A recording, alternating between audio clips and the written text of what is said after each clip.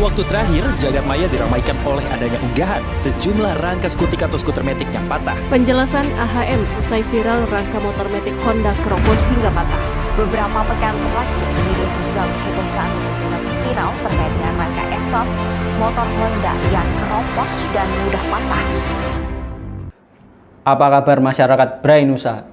Hari ini kita akan mengedukasi kalian karena kita akan membahas rangka ESAF.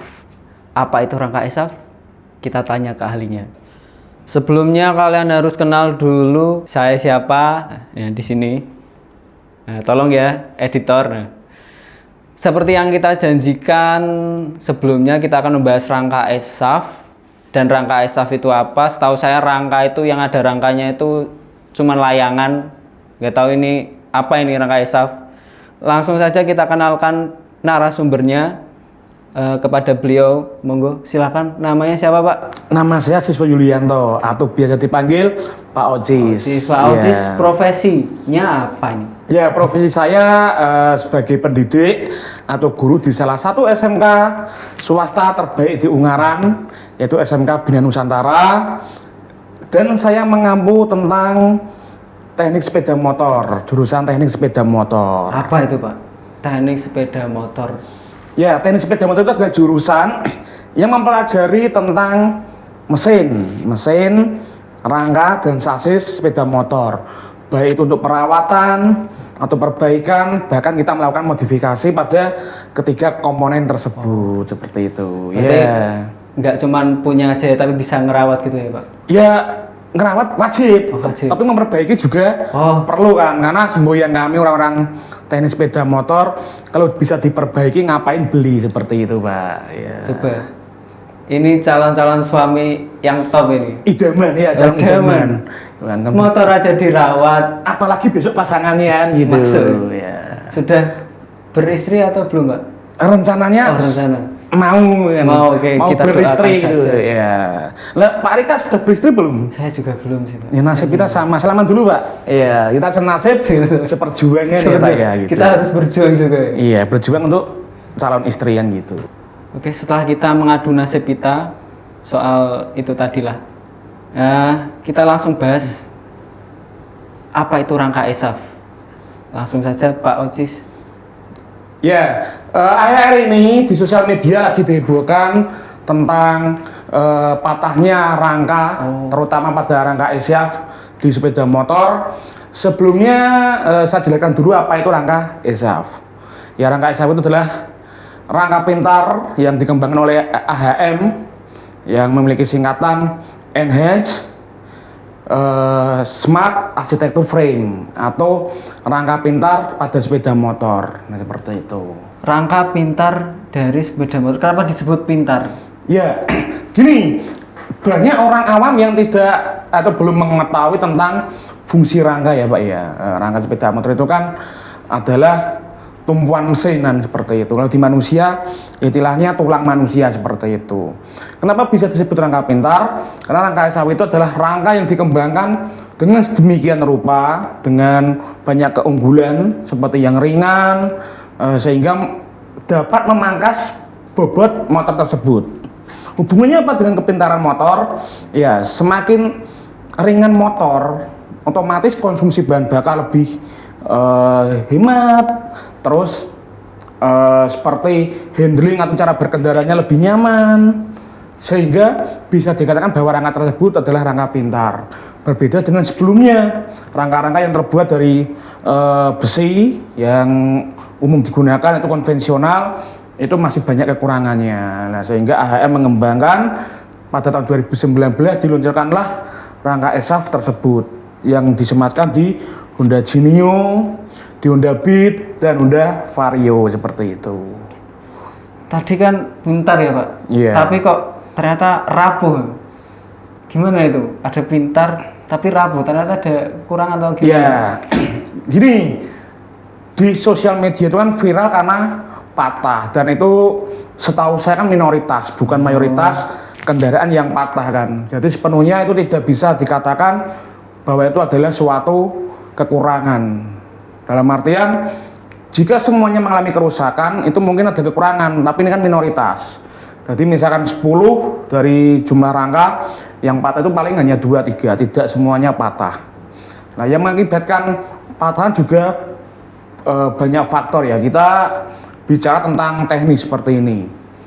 Saya tanya dulu ke Pak Arika, apa yang bisa menghancurkan suatu logam? Menghancurkan suatu logam. Ya.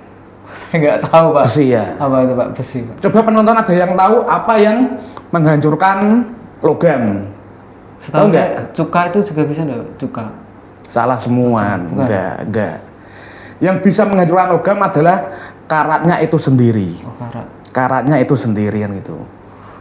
Nah, rangka ESAF itu adalah rangka yang dibuat dengan teknik khusus ya. Kita beda dengan rangka-rangka lain. Kalau rangka lain itu kan dari pipa besi terus kita bentuk seperti itu. Tapi kalau ESAF itu kan dari lempengan plat, kita desain, kita satukan menjadi satu kesatuan, terus dilas menggunakan las laser seperti itu. Sehingga kualitasnya itu sebenarnya nggak perlu diragukan lagi. Apalagi AHM itu adalah perusahaan yang sudah berkecimpung lama di dunia otomotif seperti itu. Jadi reputasinya juga. Iya, reputasinya itu udah bagus. Tapi kenapa terjadi banyak kasus? Ya, saya ingin mencoba menganalisis dari sudut pandang saya. Nah, karena Gimana? di sini kan saya juga bukan sepenuhnya ahli tentang rangka sepeda motor, tapi dari beberapa kasus yang ditemui itu kan patah akibat korosi ya, korosi atau terjadinya karatan atau korosi di bagian tertentu seperti itu. Nah, contoh yang viral ini kan di sambungan rangkanya yang patah itu kan, patah akibat korosi. Sedangkan sudah ada catnya itu kan, sudah ada teknik pelapisannya. Nah, karatnya itu bisa terjadi karena beberapa faktor, Pak, seperti itu kan. Apa itu Pak? Ya, mungkin terkena air atau beban yang berlebih seperti itu, sehingga mengakibatkan rangka tersebut bisa patah. Ya, sebenarnya rangka ESAF itu adalah rangka bagus ya menurut saya, Pak, karena otomatis rangka tersebut telah lulus pengujian dari AHM, Astra Honda Motor, dari pengujian kualitas, pengujian kekuatan, dan uji lainnya. Namun belakangan ini viral di sosial media bahwa rangka tersebut mudah keropos, bahkan ada beberapa kasus sampai patah. Nah, otomatis kita mencoba menganalisis kenapa hal tersebut bisa terjadi kan seperti itu. Nah, di sini saya ingin mencoba menganalisis kenapa permasalahan tersebut bisa terjadi. Yang pertama yaitu tentang kualitas. Kalau dari segi kualitas, menurut saya rangka tersebut tidak ada masalah dari segi konstruksi, dari bahan, dari teknik pengecatannya itu nggak ada masalah. Mungkin ada beberapa yang tidak sesuai dengan kondisi medan yang dilalui. Karena sepeda motor itu kan penggunaannya tidak semua di jalan yang mulus seperti itu, jalan yang rata. Nah, untuk kualitas bahan yang digunakan dengan ketebalan berkisar sekitar 1 sampai 1,5 mili, untuk jenis rangka tersebut sebenarnya nggak ada masalah seperti itu. Dari segi pengelasan, perakitan rangka tersebut juga menggunakan las laser yang dinilai juga cukup bagus seperti itu. Untuk pelapisan, untuk pengecatan rangka tersebut juga nggak ada masalah. Dari sisi luar semua bisa dicat dengan sempurna seperti itu.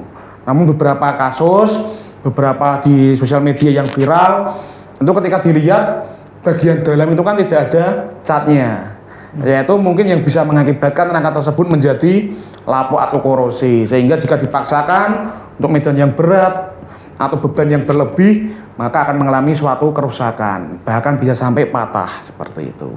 Bagaimana cara kita menjaga agar tidak terjadi hal seperti itu, gimana? Ya, sebenarnya kita kembali lagi ke perawatan ya seperti itu. Karena agar suatu komponen sepeda motor itu bisa bekerja dengan baik dan minim kerusakan, otomatis kita kembali ke perawatan. Biarpun kita perawatannya bagus, tetapi cara berkendaranya kita juga tidak sesuai prosedur, otomatis resiko kerusakan juga semakin tinggi. Kalau kita bicara perawatan, ya kompleks sekali untuk perawatan sepeda motor. dari perawatan mesin atau engine, kelistrikan, dan sase seperti itu. Oke, lalu triknya untuk merawat bagi orang awam nih yang jauh dari pengetahuan itu gimana? Ya, secara sederhana perawatan sepeda motor itu sangat mudah ya. Minimal ganti oli setiap 2000 kilo jarak tempuh atau maksimal 2 bulan sekali. Setelah itu melakukan perawatan berkala atau servis rutin atau tune up di bengkel-bengkel yang terpercaya, atau jika perlu ke bengkel resmi itu lebih baik. Selain itu, banyak hal yang bisa kita lakukan dengan mencuci secara berkala, mungkin setiap 1 minggu sekali, dan mengecek komponen-komponen yang ada seperti tekanan angin ban sebelum dikendarai, cara kerja atau prinsip kerja rem sebelum kita gunakan, dan yang jelas menggunakan sesuai dengan medan yang peruntukannya. Seperti itu, jangan sampai melebihi batas kecepatan yang direkomendasikan, jangan melebihi beban yang telah ditentukan. Itu bisa mengakibatkan overload. Nanti jika bisa digunakan lama-kelamaan akan mengalami kerusakan pada komponen-komponen tertentu. Seperti itu. Medan yang cocok untuk rangka seperti itu di medan seperti apa? Ya, kita bicara di medan yang ada di daerah kita, Pak. Kita kan medannya tidak semuanya halus ya, seperti itu. Kita ada jalan-jalan yang mungkin nggak rata. Ya, kita pintar-pintarnya saja sebagai pengendara. Jika melewati jalan yang berlubang atau polisi tidur, harusnya mengurangi kecepatan. Kalau bisa dihindari seperti itu, jalan yang berlubang. Dan jangan membawa beban yang berat. Jika terkena air hujan atau terkena air yang kotor, segera dibilas menggunakan air yang bersih. Itu teknik-teknik sederhana yang akan memperpanjang usia suatu komponen sepeda motor. Jika Anda terkena air hujan motornya, setelah itu tidak dipakai, dimasukkan di rumah, ya nanti akan beresiko mengakibatkan korosi pada bagian logam di rangka atau di bagian mesin lainnya. Coba Pak Rika, saya ingin tanya, terakhir servis motornya kapan Pak Rika? Terakhir servis kapan ya? Tahun lalu apa ya Pak? Tahun lalu, berarti lalu, sekitar 8 bulan yang lalu itu kan? Ya sekitar segitu. Kasihan nggak sama motornya? Dipakai tiap hari, nggak pernah diservis, seperti itu. Sejauh ini masih kuat apa? Nggak tahu apa kepaksa apa gimana dia? Ya, sejauh ini nih yang paling jauh ya Pak, ya, Paling itu kan, jauh. ini paling jauh itu kan. Ya bayangkan 8 bulan motor tidak pernah diservis, digunakan untuk kerja keras seperti itu kan, melalui medan yang naik turun. Kalau motor itu bisa berbicara, mungkin Anda udah dimarahi itu kan. Ganti oli terlewati, pembersihan komponen mesin terlewati, itu harusnya nggak boleh seperti itu. Nah, ini tips dari saya untuk kawan-kawan sekalian. Ya oke itu Pak. Ya. Tips saya buat saya juga lah. Ya, buat Pak Rika terutama ini yang nggak pernah servis ini. Ya, kalau kalian bisa beli motor dan memiliki motor, ya minimal dilakukan perawatan rutin, servis berkala seperti itu kan. Pekerjaan servis berkala di bengkel yang terpercaya seperti itu kan. Servis itu nggak akan lama dan tidak membutuhkan biaya yang mahal. Ya, rata-rata untuk motor tidak sampai 100.000 itu untuk biaya jasa servisnya, gitu kan. Lakukan setiap 1 bulan atau 2 bulan sekali nggak apa-apa. Yang jelas tujuan kita servis itu untuk mencegah kerusakan yang lebih berat dan mengetahui komponen yang sudah mendekati kerusakan tersebut. Andai komponen tersebut rusak dan kita nggak terdeteksi, yang terjadi apa? Otomatis kerusakan yang lebih besar. Nah, sehingga perlu dilakukan perawatan rutin, minimal sebulan atau 2 bulan tidak masalah. Nah, Saya berbulan-bulan Pak, gimana itu nasibnya si Jupi itu motor Ya. saya Jupi itu. menurut saya harus dari pulang acara ini langsung diservis itu. Terima kasih. Kasihan itu motornya itu kan. Tapi gini Pak, saya tuh pakai motor tuh masih enak-enak aja tuh. Gimana juga? Enak itu kan menurut Anda ya. Dalam artian motor itu tidak akan menyampaikan keluhannya ke Anda seperti itu. Ya, sekarang coba bayangkan 8 bulan tanpa ada treatment. Manusia aja sehari tanpa treatment istirahat pasti akan mengalami Capek. capek yang berlebihan dan seperti itu. Nah, sedangkan gini Pak Rika, salah satu perawatan motor yang harus dilakukan yaitu servis rutin dan berkala di bengkel yang terpercaya seperti itu. Nah, intinya setelah ini silakan Anda servis motornya untuk mengetahui kerusakan apa yang terjadi. Nah, 8 bulan itu bukan waktu yang singkat. Kalaupun itu tidak rusak, ya kita menjaga performa agar tetap baik seperti itu. Kan enak itu motornya nggak ada kerusakan, performanya stabil. Kita hanya tinggal menggunakan aja dan mengisi bensin seperti itu. Lalu untuk ini kan motor saya sudah lama nih Pak. Ya. Kalau saya pengen beli motor baru, kira-kira tipsnya apa yang cocok buat saya itu gimana Pak? Ya, pemilihan motor sesuai kebutuhan dari yang penggunanya, jalan penggunanya seperti itu. Kalau kita ingin nyantai dalam artian tidak melalui medan yang berat-berat, ya yang motor-motor matic itu udah cukup, lebih dari cukup untuk harian seperti itu. Sedangkan untuk medan-medan yang berat, contoh daerah Anda banyak tanjakan atau jalan berlubang, pilih motor yang bertransmisi manual, bisa bebek manual atau motor sport seperti motor-motor yang kita tahu ya, yang motor-motor sport seperti mungkin Honda Mega Pro, Vision atau Suzuki GSX itu bisa lah kita gunakan untuk medan-medan yang agak berat. Kalau untuk nyantai ya motor bebek atau motor matic seperti itu. Kalau saya sih nyantai sih Pak. Kalau ini kan ada yang namanya itu motor listrik Pak, itu termasuk nyantai apa nggak nyantai Pak? Serius Pak itu Pak? Ya, motor listrik itu adalah motor yang tuntutan zaman ya, dalam artian suatu saat kita pasti akan kembali atau akan pindah ke motor listrik. Itu adalah tuntutan zaman. Karena apa?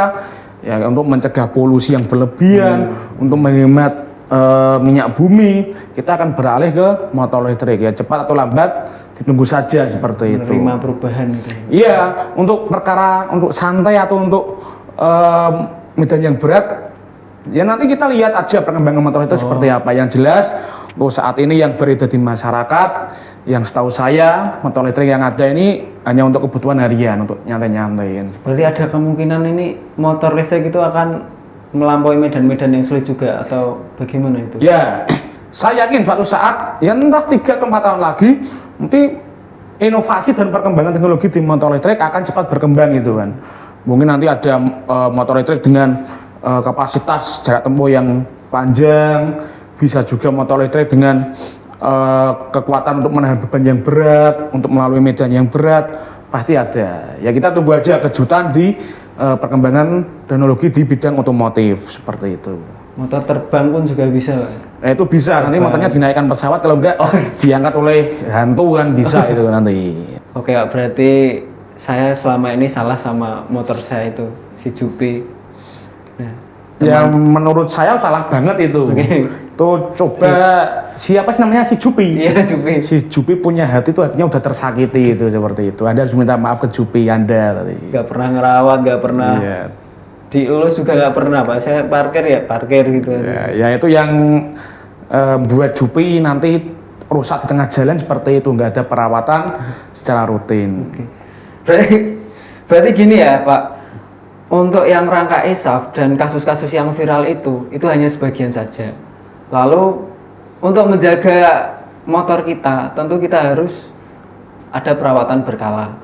Nah, untuk yang mau beli motor baru sesuaikan dengan kebutuhannya. kita. Iya betul sekali. Begitu ya Pak Ocis? Betul Ya, semua? betul. Oke, masuk. Terima kasih buat Pak Ocis sudah hadir di sini. Sama-sama. Kita ketemu lagi. Kita agendakan pembahasan lainnya. Pembahasan kita mungkin 20 tahun ke depan kita bahas jangan. jet. Jangan. Minggu depan aja, Minggu depan nggak usah lama-lama. Iya. Oke. Minggu depan langsung ada motor baru nih. Iya, kita akan bahas di segmen selanjutnya. Tenaga air. Bisa, tenaga nasi padang bisa. Tenaga nasi padang masuk. Oke, sekiranya itu pembahasan dari kita. Jangan lupa untuk teman-teman Brainusa like lalu share ke teman-teman kalian. Sampai jumpa masyarakat Brainusa.